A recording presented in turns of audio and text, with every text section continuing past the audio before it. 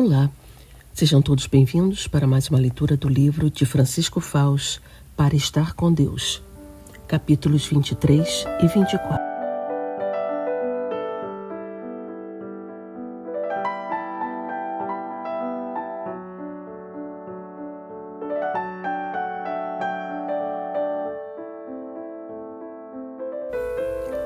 Amor à missa.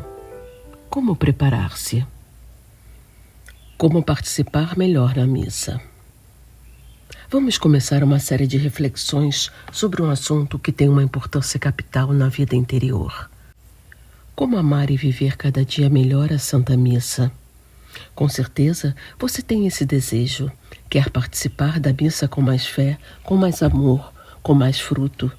Pois bem, para isso precisamos perguntar-nos muito sinceramente: como é que eu vejo a missa? O que é a missa para mim? Talvez nos ajude a achar a resposta imaginarmos agora que já foi descoberta a máquina do tempo, sobre a qual fantasiam tantos romances e filmes. Ajudado pela máquina, você consegue recuar mais de 2000 anos e, de repente, se encontra em Jerusalém no ano 33 da nossa era. Com imensa emoção, nota que está ocupando um lugar à mesa no cenáculo, na sala onde Jesus está neste momento, instituindo a Sagrada Eucaristia, e ouve suas palavras: "Isto é o meu corpo, que será entregue por vós. Este é o cálice do meu sangue, que será derramado por vós." Simultaneamente, você se acha no Calvário ao pé da cruz, junto de Nossa Senhora e de São João, e escuta como Jesus diz pouco antes de morrer: "Tudo está consumado." E ainda, sem nenhum intervalo de tempo, você está de novo no cenáculo e vibra com os 11 apóstolos. Judas já se foi, radiante de alegria, porque acaba de se apresentar ali Jesus vivo, ressuscitado, e lhes mostra, a você também, as chagas das mãos e dos pés, enquanto lhes diz: "Não tenhas medo, sou eu mesmo." Visto num filme, lido num grande romance, isso seria fantástico. Acontece, porém, que não estou falando nem de filme, nem de romance, nem de ficção científica. Falo de uma realidade, de uma tremenda e total realidade, que talvez você viveu muitas vezes sem reparar, com os olhos da alma tapados pelo desconhecimento ou pela fraqueza da fé. Porque isso, tudo o que acabo de dizer, acontece de verdade todas as vezes que você assiste à Santa Missa. Para que me preparo?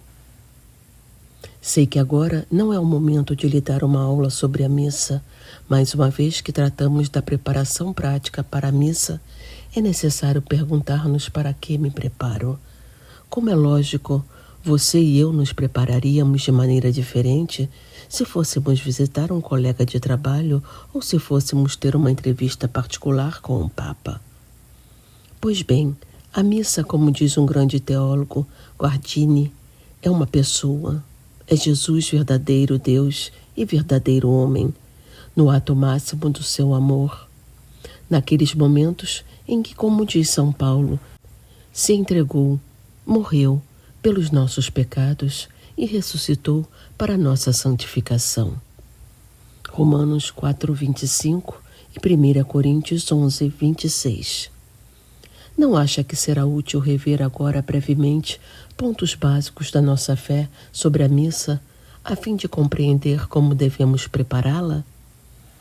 Leio no compêndio do Catecismo da Igreja Católica que a Eucaristia é o próprio sacrifício do corpo e sangue de nosso Senhor Jesus, que ele instituiu para perpetuar pelos séculos o sacrifício da cruz, confiando assim à sua Igreja o memorial da sua morte e ressurreição.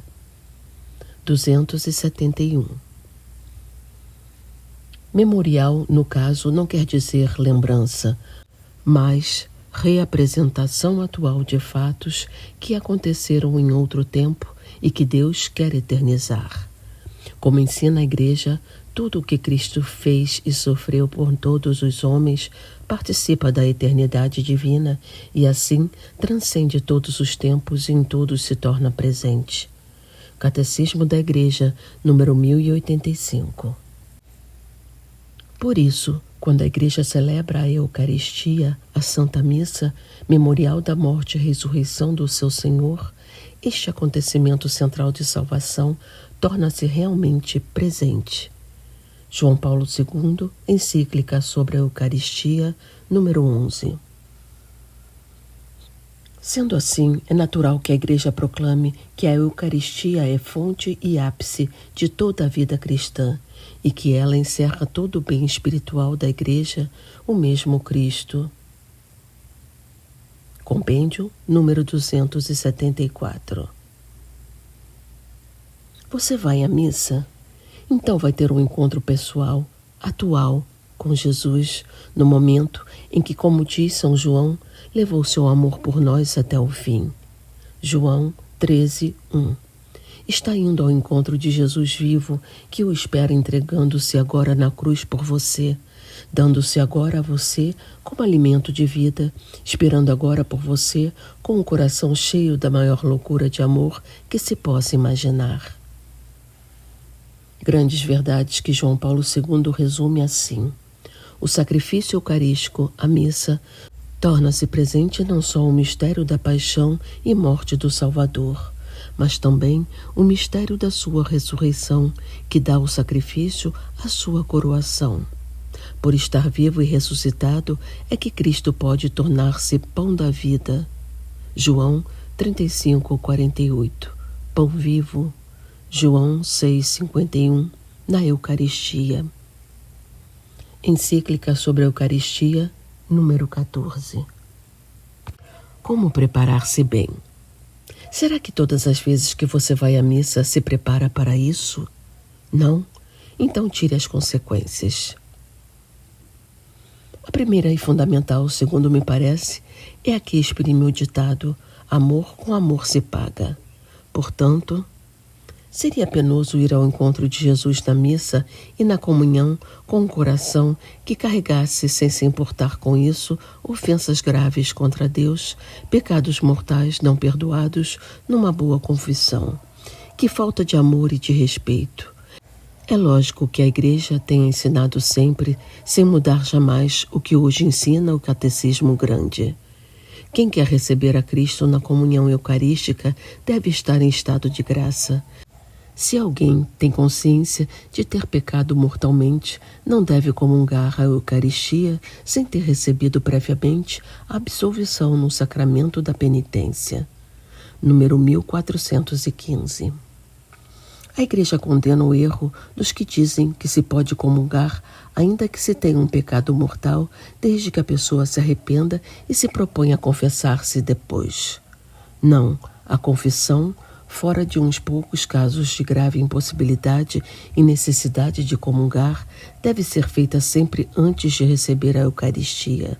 Necessidade de comungar é, por exemplo, o caso de perigo de morte ou a precisão de fazer a comunhão anual em circunstâncias onde isso só pode ser feito através de um leigo ministro da comunhão por falta de padre.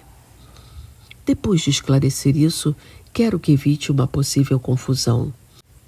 Quando, infelizmente, uma pessoa não pode comungar por ter algum pecado mortal não confessado, isso não quer dizer que não possa assistir à missa com muito proveito. Pense na missa pelas almas, que é de grande proveito para os falecidos, ainda que, evidentemente, eles não possam comungar. A necessidade da confissão prévia é para a comunhão, não para a missa. Por isso, se tiver a desgraça de algum dia não poder comungar porque cometeu um pecado grave, vá assim mesmo à missa. Não perca esse tesouro. Peça perdão a Jesus no coração e confie em que aquela missa lhe dará, da parte de Deus, forças para melhorar e capacidade de entender melhor o valor da confissão frequente. Voltemos a pensar, como víamos antes, que a missa é o máximo ato de amor de Cristo, que nela você vai ao encontro de This Tremendous Lover, esse tremendo amante, como diz o poeta inglês Francis Thompson. Se está convencido disso, sentirá naturalmente o desejo de se preparar fazendo por dentro muitos atos de contrição, também pelos pecados veniais. Perdão, Jesus, por essas faltas que não são mortais, mas são indelicadezas. E fará atos de fé, de esperança e de amor. Antes de ir à missa, medite bem no que vai fazer. Reze algumas das preces que os bons livros de orações trazem para antes da comunhão. O melhor mesmo seria fazer antes da missa em casa ou na igreja uns minutos de oração mental. Às vezes, isso será difícil, pois outras pessoas da família se atrasam ou você viajou e chega em cima da hora, mas sempre se pode conseguir um pouco de recolhimento interior e dizer breves orações no carro, na condução ou andando pela rua.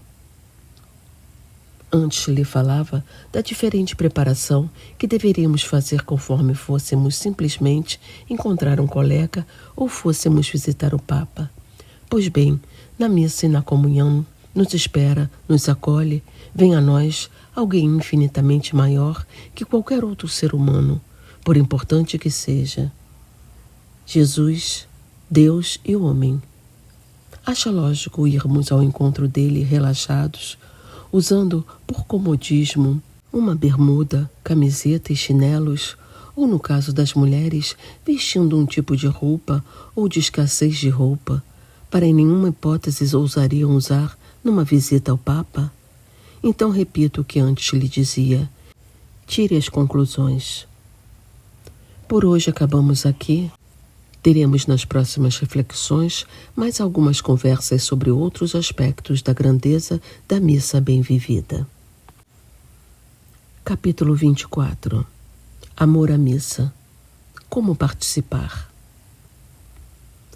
A família de Deus. Você já ouviu dizer que a Igreja deseja que todos os fiéis participem na missa com conhecimento de causa ativa e frutuosamente? Essa foi uma das metas que propôs o Concílio Vaticano II, Constituição sobre a Liturgia, número 11. Pois bem, é sobre isso que agora vamos conversar. Você imagine que já está dentro da igreja ou capela onde vai ser celebrada a missa. Quem é que lá se reuniu? Um grupo, grande ou pequeno, de fiéis. A missa não é uma oração individual, é oração, o culto de uma família reunida, da família de Deus, de que fala São Paulo, referindo-se à igreja. Efésios 2, 19. Quer dizer que a missa é um ato comunitário, e um ato comunitário impressionante, porque cada uma das missas, qualquer missa, não é apenas o culto de uma comunidade concreta, mas da igreja inteira. Na realidade, em cada missa é sempre a igreja toda, o corpo de Cristo. 1 Coríntios 12, 12, que juntamente com a cabeça desse corpo, Jesus, que é o sacerdote eterno, o celebrante principal e a vítima do sacrifício, se oferece a Deus Pai na unidade do Espírito Santo. O sacerdote celebrante é apenas um instrumento vivo de Cristo sacerdote. Concílio Vaticano II. Não se esqueça nunca disso. E pense que essa realidade grandiosa se dá mesmo numa missa a que assista uma só pessoa. Mas voltemos ao que dizíamos no início. Imagine que está começando a participar na Santa Missa. Se a missa é, como de fato, um ato de Cristo e da Igreja, é natural que o seu coração, juntamente com os dois que participam desta missa, bata bem unido ao coração de Jesus e ao coração da Igreja, seu corpo inseparável. Essa é a principal participação, a união sincera, íntima, amorosa com a oração da Igreja, ou seja, com a liturgia da Igreja. Sem ela, qualquer outra participação seria superficial ou falha. Participação externa e interna. A Igreja insiste em que a principal participação é a interior. As orações litúrgicas que todos devemos recitar em comum serão nossas se realmente são minhas. Isto é, se são preces vividas intimamente por mim, por você, e não sons externos que se limitam a acompanhar os dizeres de outras pessoas, falados ou cantados. Penso que isso se pode resumir bem com umas palavras de São José Maria Escrivá. Viver a Santa Missa é permanecer em oração contínua. É Cristo que passa, número 88. Como deve ser essa oração? Não pretendo esgotar as riquezas da liturgia da missa. Vou sugerir-lhe apenas, neste capítulo e nos próximos, alguns dos modos de orar na missa. Nos ritos iniciais, toda a missa inclui um ato penitencial. Você, com a sua oração, unida à do celebrante e a dos outros participantes, realiza nesse momento o que o Catecismo da Igreja chama o primeiro movimento da oração de súplica, o pedido de perdão, número 2631, lembrando-nos a seguir a parábola do fariseu e do publicano. Deus não escutou no templo a oração vaidosa do fariseu, mas acolheu com carinho a oração humilde do publicano. Ó Deus, tem piedade de mim, que sou um pecador. Lucas 18, 13. Por isso, procure rezar ou cantar esse ato penitencial, fomentando a dor pelos seus pecados e indelicadezas para com Deus. Após a oração coleta, recitada pelo sacerdote, começa a liturgia da palavra. Por meio das leituras bíblicas, Deus nos fala, palavra do Senhor. Dizemos, e essa palavra de Deus é para cada um de nós um começo de conversa, um apelo que se dirige à alma e sugere, sob a inspiração do Espírito Santo, uma resposta. Portanto, também essa parte da missa é oração, diálogo. Escute as leituras e seu comentário, a homilia, com atenção. Caso o som funcione mal, coisa não rara às vezes, acompanhe-as lendo os textos do dia no folheto dominical, no impresso da liturgia semanal ou no missal dos fiéis, mas acompanhe. A própria liturgia, depois, ajuda a responder a palavra com um salmo responsorial e aclamação ao Evangelho. Mas você, que quer aprofundar na vida espiritual, não se contente com isso. Vá mais a fundo. Um bom costume é fazer, antes da missa, um tempo de oração sobre essas leituras, ou fazer a meditação das leituras da liturgia do dia, depois, ao voltar a casa, num horário oportuno. Não lhe digo mais, porque a essa reflexão litúrgica se aplicam as mesmas coisas que já foram comentadas ao falarmos da oração mental, da meditação e da leitura do Evangelho. A segunda parte da missa, riquíssima, o verdadeiro âmago da missa, é a oração eucarística, que começa com um prefácio. Tudo nessa parte, especialmente no seu ápice, a consagração, que é a essência da missa, eleva e arrasta para uma oração intensa, maravilhosa, que nunca, por longa que seja a nossa vida, nos cansaremos de viver e saborear.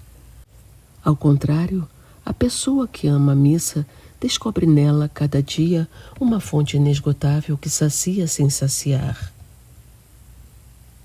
Acompanhe, pois, atentamente, com sede espiritual, cada palavra como uma abelha que vai liberando o mel de cada flor.